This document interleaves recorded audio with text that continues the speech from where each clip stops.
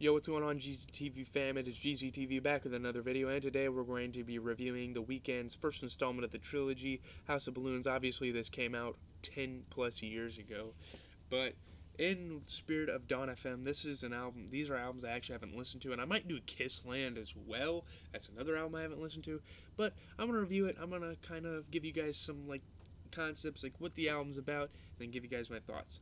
House of Balloons is the first of three critically acclaimed mixtapes released for free download by The Weeknd, which was released on March 21st, 2011. This 9-track project was released under XO and Island Records. Obviously, there's a bonus track for the trilogy version. House of Balloons, along with Thursday and Echoes of Silence, was later remastered as a trilogy album in 2012 with one extra song in each tape. The bonus track for this mixtape was his 28th song, 28. The project, primarily produced by Elangelo and Doc McKinney, pushed the boundaries of R&B with its influence of trip-hop, indie rock, and dream pop with incorporations of electronic urban genres. Because of this, it is widely considered one of the most influential R&B projects in recent years. I really don't like the term urban.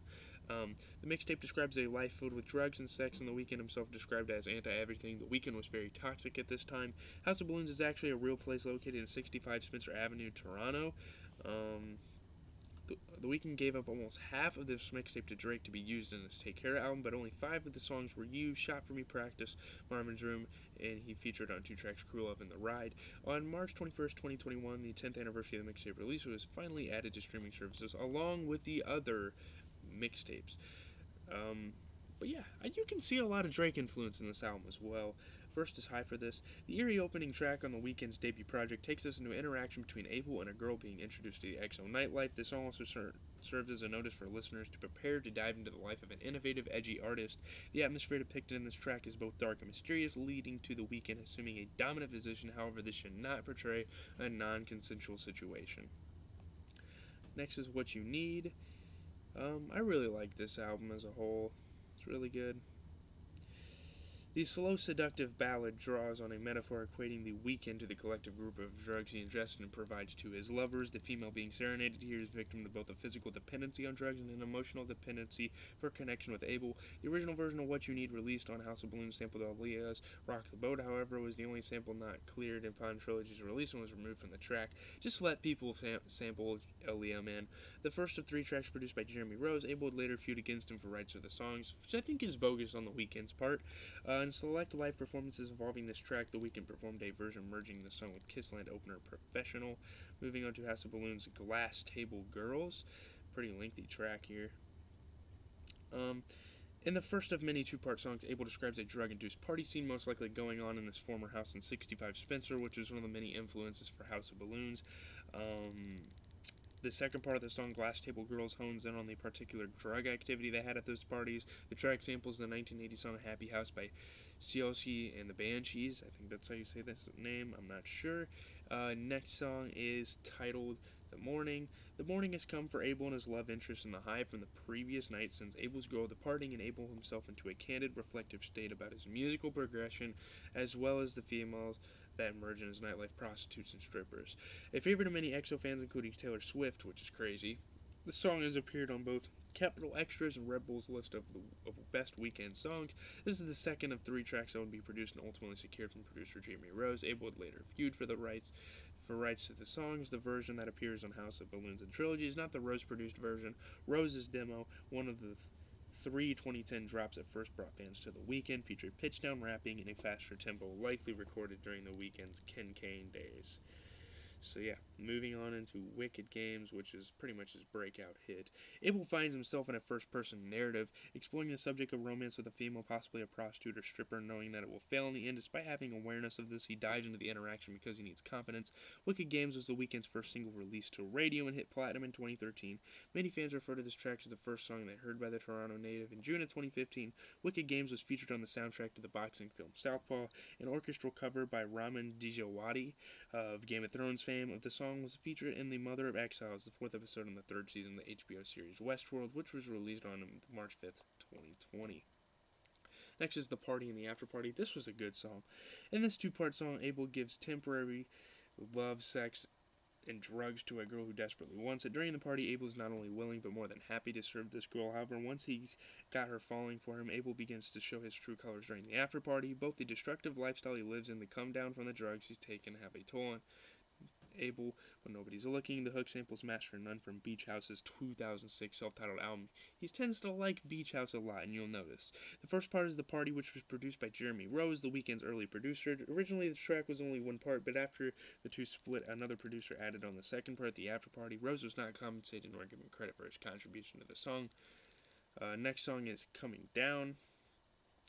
Coming Down details the feeling of a young man who, when under the influence, doesn't seem to care about his partner, yet post-high, his feelings for her resurface in spite of his implied infidelity to her. The House of Balloons version of the track samples a quote from Japanese voice actor Ayako Kawasumi in anime Fate Stay Night. This sample does not appear on the remastered trilogy version. A lot of sample issues, which sucks. I think it's kind of cool how all the singles have cover art too.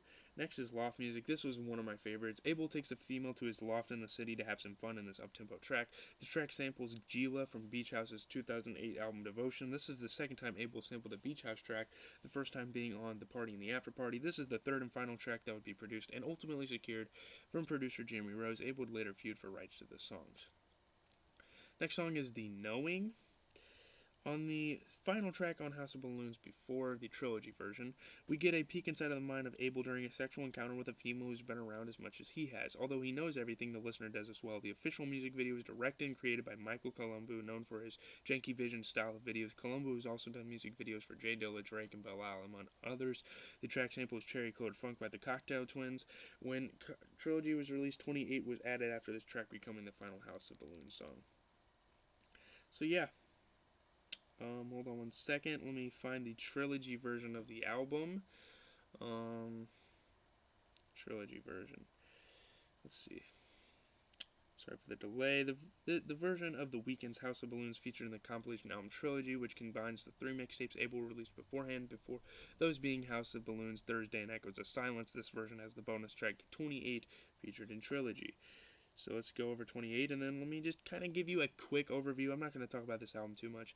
The title 2828 is approximately the amount of grams that makes up an ounce. This is infamously known in the illegal drug trade. The title creates some more emphasis as to how The Weeknd's music has a certain drug-inducing effect on his fans. 28 also refers to the fact it's his 28th official professional song, 27 from his first three mixtapes, then 28 being the first of his bonus tracks. In addition, the song serves as an extended metaphor for Abel breaking into the mainstream realm and his feelings about that. In Abel's letter to his fans in the track Rolling Stone, he expressed more concerns over this happening. So yeah, The Weeknd's a very humble guy when it comes to like fame. I mean, obviously not with his women. You know he's definitely not humble with his women. But it's kind of cool to see a guy who's like not super hungry for money, very humble in that fact. Like he could care less to get famous off this rap stuff. It's definitely just a hobby of his. It's just definitely just a conveyance of emotion, if you will. And I think that's great for The Weeknd. You know, The Weeknd's obviously had his experience with women, drugs, all that different stuff, partying every freaking night at his House of Balloons home or whatever you call it. But yeah, I really enjoy this album. I was impressed. Obviously, people call it a classic for a reason, and I can now see that. I mean, this album was awesome. No features, which is very respectable. I mean, you'll see some features in the next album in the trilogy, but for the first album, you know, The Weeknd laid low. Obviously, him and Drake were kind of working together, so he was kind of already shooting into the mainstream. I think the Noise EP was what kind of shot him to the top almost. Not necessarily to the top, but really got him noticed by other people. But yeah, I just really like this album from The Weeknd. A lot of upbeat, a lot of slow, a good mixture of the two. Yeah. But anyways, that's my last video until probably 2 o'clock. I don't think you guys will get another video until 2, and that'll be the content for the day. We will have Guardians of the Galaxy. Tomorrow we'll just have a Weeknd album review and Madden. Thursday we'll have a Weeknd album review and New Music Friday. Friday we'll have a Denzel Curry album review. We'll have the Pro Bowl stuff, and then what else? And then more new music. Saturday we're gonna have horror movies and more music, I believe. So leave a like, comment, subscribe. Hopefully you enjoyed this album from The Weeknd as much as I did. I definitely really messed with it. I think it was really awesome. I think he's definitely deserving of all of his fame now. Like if anyone doubted it, this should definitely. I mean, it's his early work, so people definitely don't doubt that The Weeknd deserves to be on the top. But this trilogy is definitely going to make me enjoy The Weeknd a lot more and appreciate his music.